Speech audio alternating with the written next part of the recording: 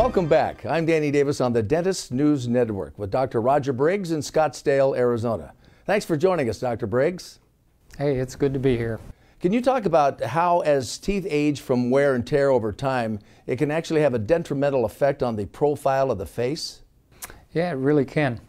You know, if you can picture if you suddenly went in there with a grinder and ground off a third of the length of your top teeth and bottom teeth and then closed your jaws together, your chin and nose would want to come down and touch each other. It's interesting to see normal aging. Oftentimes the bite is supported and we don't see that kind of collapse of the face. But when people start doing some abnormal things or they have early tooth loss, wow, it's amazing how that can affect the support of their face.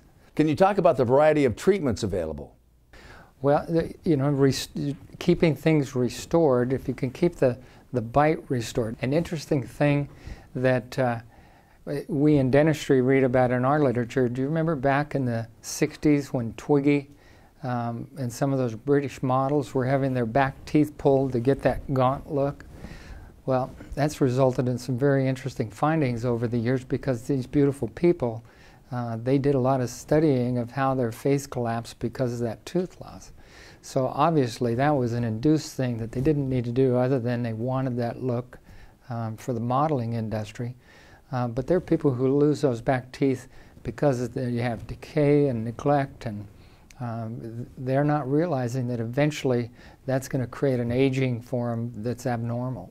Can good dental care help prevent this?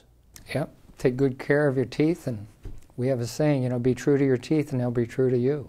Thanks, Dr. Briggs. You betcha. It's good to see you. I'm Danny Davis, and you're watching the Dentist News Network.